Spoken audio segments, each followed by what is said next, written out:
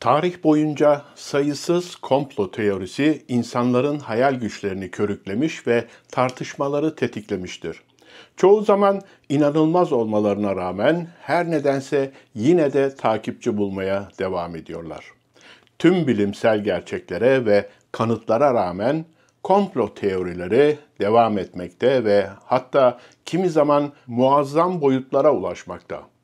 Komplo teorilerinin kamuoyundaki görünürlüğü özellikle Covid pandemisi sırasında arttı. Muhtemelen birçok kişi 11 Eylül terör saldırısının aslında CIA ve ABD hükümeti tarafından gerçekleştirildiğini ya da koronavirüs aşısı yoluyla insanlara gizlice mikroçip yerleştirildiği iddialarını duymuştur. Almanya'daki Konrad Adenauer Vakfı tarafından yapılan bir araştırmaya göre seçmenlerin %8'i gizli güçlerin dünyayı kontrol ettiğine inanıyor ve %23'ü de bunun muhtemelen doğru olduğundan şüpheleniyor. İşte size tüm zamanların en çılgın 12 komplo teorisi.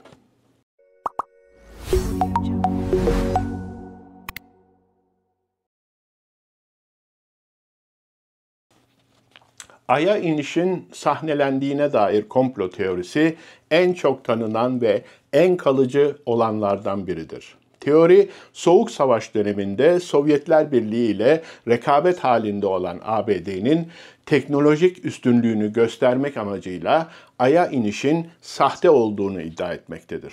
NASA'nın Hollywood'la işbirliği yaparak senaryoyu bir film stüdyosunda yarattığı iddia ediliyor. Teorinin destekçileri rüzgar olmaması nedeniyle Ay'da gerçekleşmesi mümkün olmayan bayrağın hareketine ek olarak arka plandaki kayıp yıldızları ve özel gölge koşullarının yanı sıra bir ay taşı üzerindeki sözde C harfini de kanıt olarak gösteriyor. İddia edilen kanıtlar video görüntülerinin ve fotoğrafların kalitesiyle de ilgilidir. Eleştirmenler 1960'larda kamera teknolojisinin uzayda bu kadar net görüntüler sağlayamadığını iddia ediyorlar. Komplo, ABD'nin ilk olayın sorgulanmasını önlemek için Ay'a inişin ardından gelen tüm inişlerin sahte olması gerektiği sonucuna varıyor. Ancak bilim insanları bu iddiaları basit fiziksel ve fotoğrafik açıklamalarla çürütmüştür.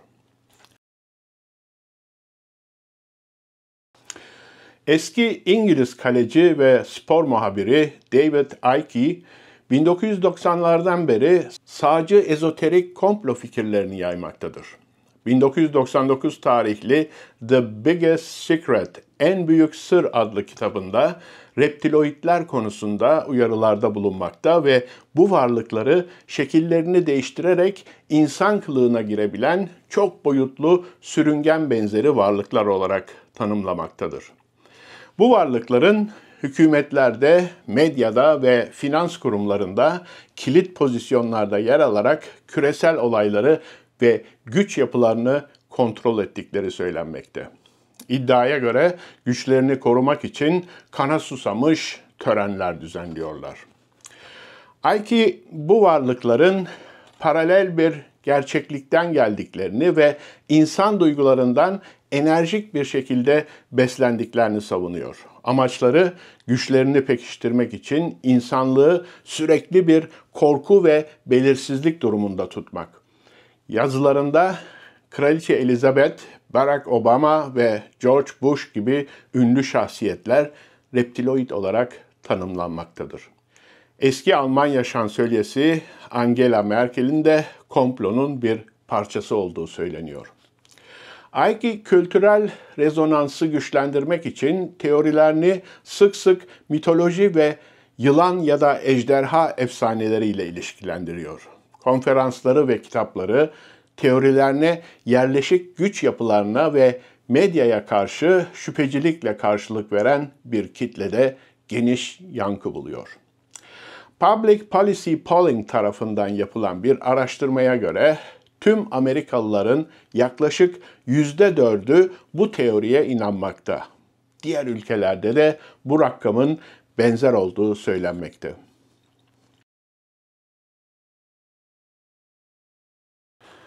Area 51'i çevreleyen spekülasyonlar, ABD hükümeti ile dünya dışı uygarlıklar arasında gizli ittifakların kurulduğu, yeraltı üsleriyle ilgili karmaşık hikayeleri de içermekte. Ve 1947 yılında bir UFO'nun şu anki yasak bölgenin üzerine düştüğü söylenmekte.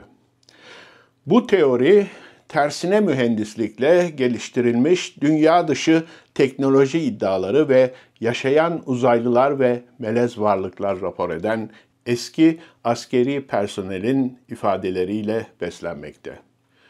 Ölü uzaylıların bölgede donmuş halde bulunduğu da söylentiler arasında. Teori özellikle 51. bölgede dünya dışı uçan nesneler üzerinde çalıştığını iddia eden mühendis Bob Lazar tarafından popüler hale getirildi.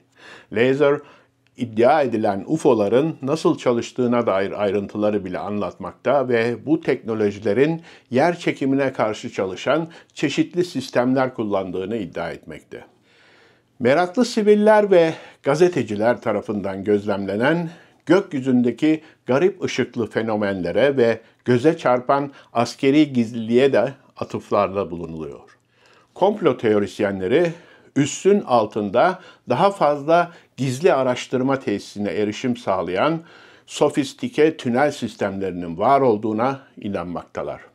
Bölge 51'in sadece gelişmiş askeri uçaklar için bir test tesisi olduğunun resmi olarak teyit edilmesine rağmen bölge komplo teorisyenleri ve ufoloji meraklıları için bir mıknatıs olmaya devam etmekte.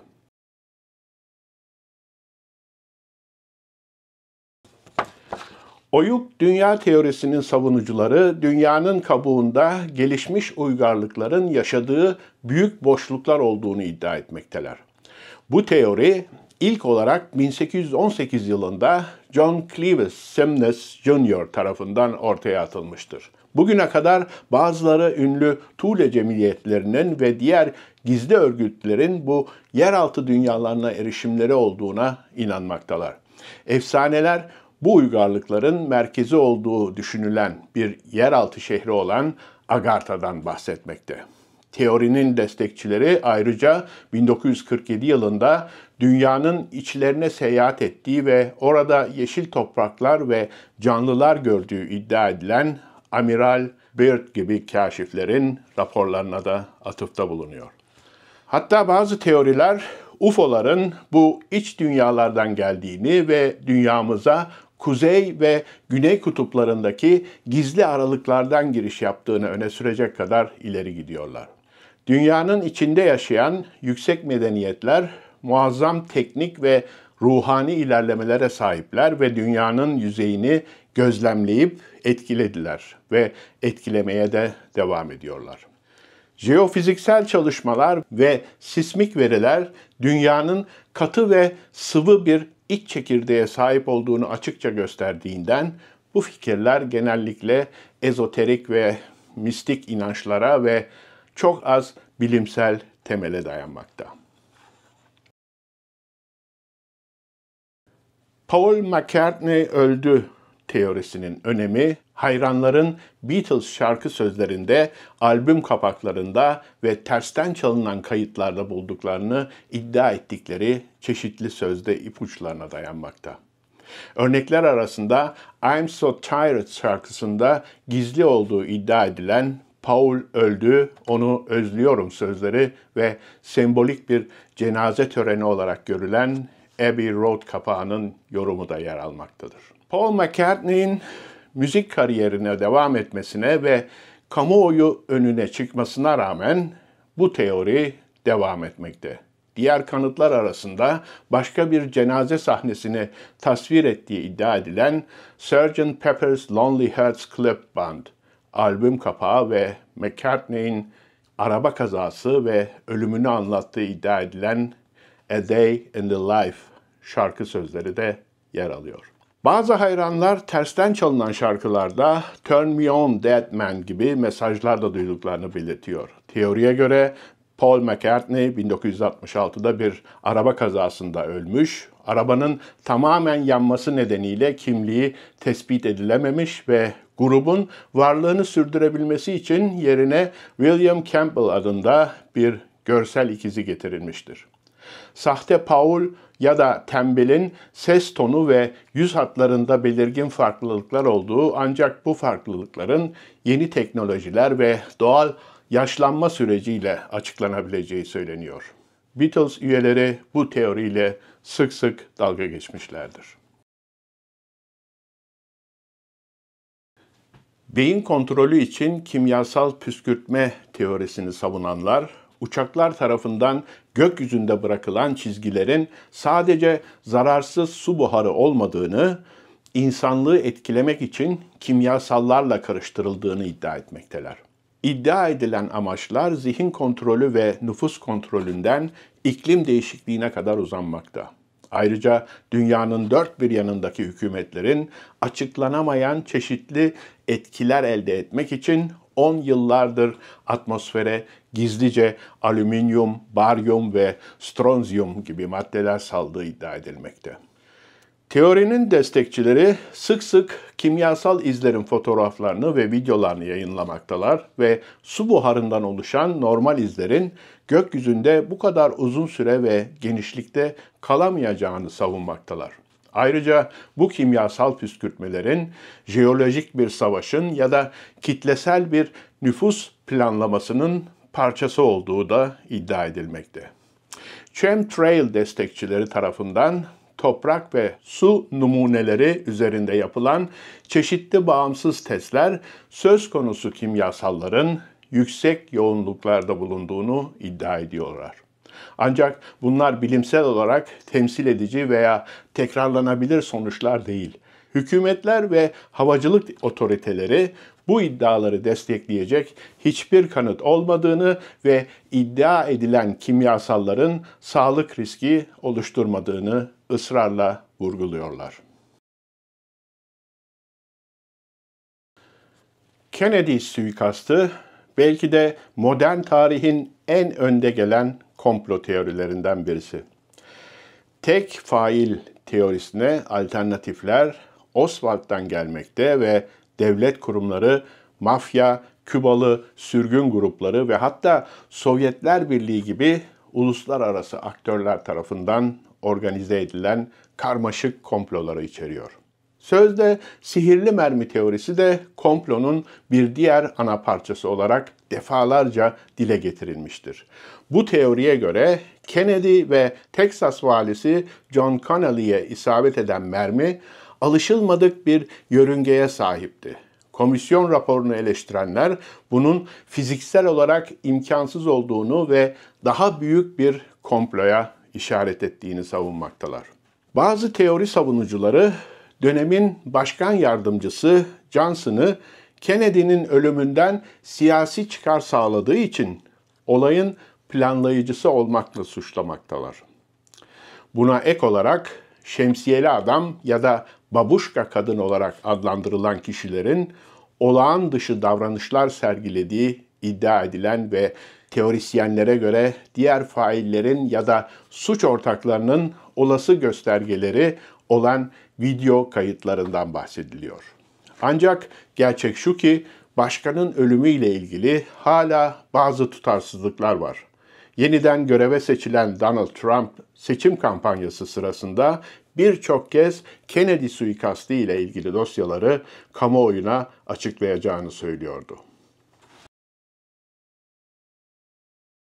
Rock'n'roll'un ünlü kralı Elvis Presley'in hala hayatta olduğunu hiç duydunuz mu? Yaygın bir komplo teorisi, Elvis'in yeni bir isim altında normal bir hayat sürdüğü ve dünyanın ıssız yerlerinde görüldüğüdür. Bu söylentiler, magazin fotoğrafları ve Elvis'i gören kişilerin ifadeleri gibi sansasyonel kanıtlarla bugüne kadar canlı tutuluyor. Elvis'in görüldüğüne dair raporlar, küçük ABD kasabalarındaki süpermarketlerden uzak egzotik yerlere kadar uzanmakta.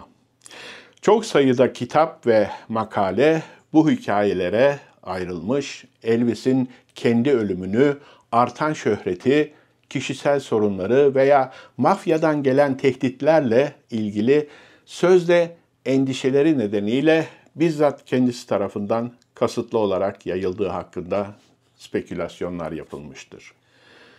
Bu teoriyle ilgilenenler Elvis'in daha sonraki şarkı sözlerinde ve şifreli notlarında onun sözde anonimliğe dönüşüne dair ipuçları bulduklarını söylüyorlar. Elvis Presley'in 2033'te yeniden ortaya çıkacak bir zaman yolcusu olduğuna dair de spekülasyonlar var. Ya da dünyada geçirdiği zamandan sonra evine dönen bir uzaylı olduğuna inananların sayısı da az değil. Ancak bilimsel ve resmi incelemeler Elvis Presley'in 1977'de kalp yetmezliğinden öldüğünü ve ölümünün sahnelendiğine dair kanıtların spekülatif olduğunu ve sağlam bir kanıta dayanmadığını teyit etmiştir. Hali hazırda gizli tutulan otopsi raporunun 2027 yılında yayınlanıp açıklanması bekleniyor. Düz dünya taraftarları yalnızca dünyanın şeklini çevreleyen bilimsel kanıtları reddetmekle kalmıyorlar, aynı zamanda dünyanın eğriliği ve yer çekimi ölçümleri üzerine yapılan çalışmaları da sahte olarak nitelendiriyorlar. Antarktika'nın düz dünyanın kenarında okyanusların suyunu tutan devasa bir buz duvarı olduğuna inanıyorlar. Ayrıca uzay görüntülerinin ve keşiflerinin de sahte olduğunu iddia etmekteler. Düz dünya inancı topluluğu düzenli olarak konferanslar düzenlemekte ve sözde düz dünyayı kanıtlayan deneyler için bir araya gelmekteler. Varsayımlarını desteklemek için genellikle sözde bilimsel argümanlar ve kişisel gözlemlerle karşılaştırmalar kullanıyorlar. Yerçekiminin bir yalan olduğu, ufuk çizgisi ve suyun dönme dalgaları gibi olguların alternatif fiziksel açıklamalarla daha iyi açıklanabileceği sıklıkla savunulmakta. Destekçiler tartışmaları ve teorileri yaymanın yanı sıra NASA görüntülerini de sosyal medya aracılığıyla yanlış göstermeye çalışmaktalar. Ayrıca güneş merkezli modelin tanınmasından önce var olan tarihsel dünya görüşlerine dayanmakta ve inançlarını desteklemek için web siteleri, forumlar ve YouTube kanallarında faaliyetlerini sürdürüyorlar. Hayalet zaman inancına göre Avrupa tarihinde 7. ve 10. yüzyıllar arasında yaklaşık 300 yıllık bir dönem icat edilmiştir. Teoriye göre kronolojiler ya da takvim ayarlamalarındaki hatalar ya da tarihin kasıtlı olarak tahrif edilmesi yoluyla manipüle edilmiştir. Sonuç olarak 2024 yılı aslında 1724 yılı olmalıdır. Bu teorinin savunucuları önemli arkeolojik ve kültürel buluntuların eksikliğini kanıt olarak göstermektedir. Bu da tabii ki Charlemagne gibi bazı olayların ya da tarihi figürlerin hiç var olmamış olabileceği anlamına geliyor. Zamandaki bu sıçrama için bir fikir İmparator 3. Otto ve Papa 2. Silvester'in girişiminde yatmaktadır. Her ikisi de milattan sonra 1000 yılı civarında, ancak İllig'in hesaplarına göre milattan sonra 700 civarında yaşamıştır.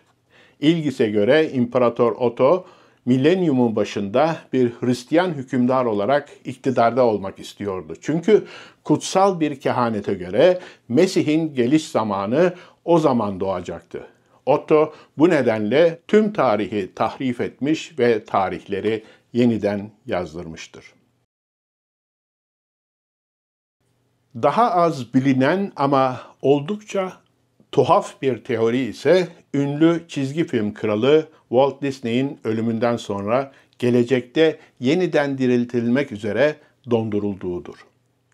Bu teoriyi destekleyenler Walt Disney'in vücudunun gelecekte yeniden canlandırmayı mümkün kılabilecek tıptaki gelişmeleri beklemek için kriyojenik olarak dondurulup korunduğuna inanmaktalar. Resmi raporlara göre Walt Disney 1966 yılında yakılmış ve külleri Kaliforniya'daki Forest Lawn Memorial Park'a defnedilmiş olmasına rağmen cesedinin akciğer kanserinin tedavisini beklediği ve Disneyland'lerden birinin altındaki mahzende korunduğuna dair söylentiler devam etmekte. Bu teori, kriyonik ve insanların dondurularak gelecekte yeniden canlandırılmasıyla ilgili bilim kurgu fikirlerine duyulan genel hayranlıktan besleniyor. Bu teori hakkında zaten bir iddia var. Walt Disney'in çizgi filmi Karlar Ülkesi Frozen'ın dikkatleri Walt Disney'in ölümüyle ilgili söylentilerden uzaklaştırmak için yapıldığı söyleniyor. Şimdi Google'da Walt Disney Frozen yazıp ararsanız neredeyse sadece filmler hakkında bilgi bulursunuz. Walt Disney hakkındaki teoriler üzerine daha az bilgi bulursunuz. Son olarak geldik Marilyn Monroe'nun ifşaatları teorisine. Ünlü aktris Marilyn Monroe'nun öldüğü akşam John F. Kennedy tarafından kendisine emanet edilen uzaylılarla karşılaşmalarla ilgili gizli bilgileri yayınlamayı amaçladığı söyleniyor. Bazı insanlar Marilyn Monroe'nun bu nedenle öldürüldüğüne ve gerçek ölüm nedeninin örtbas edildiğine inanmaktalar. Bu inançlar diğer nedenlerin yanı sıra ölümünün gizemli olmasının ve üst düzey siyasi figürlerle iddia edilen bağlantılarına da dayanmakta. Bugüne kadar eski başkan Kennedy ile bir aşk ilişkisi olduğu söylenmekte. Kennedy kardeşlerin sarışın aktrisi kendilerinin öldürdüğü ya da ilişkiyi bitirmek için mafyaya öldürttüğü söylentileri de dolaşmaktadır. Ancak resmi raporlar ve kapsamlı soruşturmalar Monroe'nun aşırı dozda uyku hapından öldüğünü göstermekte. Yine de Marilyn Monroe'nun ölümüyle ilgili teorileri beslemeye devam eden bazı belirsiz gerçekler var. Örneğin neden elinde telefon ahizesini tutuyordu? Ölmeden kısa bir süre önce birini mi aramaya çalışıyordu? Tüm bu sorular kesinlikle sonsuza dek cevapsız kalacak. Böylece bir videonun daha sonuna geldik. Tarihin çeşitli dönemlerinde komplo teorileri hep oldu ve muhtemelen yeni başka teoriler de ortaya atılmaya devam edilecek. Bu teorilere inananlar olduğu kadar saçma bulanlar da mutlaka olacaktır. Her zaman olduğu gibi bu konudaki düşüncelerinizi aşağıdaki yorumlarda bekliyorum. Ayrıca hala kanalımıza abone olmadıysanız abone olmayı, bildirimleri açmayı ve beğen tuşuna tıklamayı ihmal etmeyin. Bir başka videoda tarihin bir başka sayfasında yeniden buluşmak üzere. Hoşça kalın.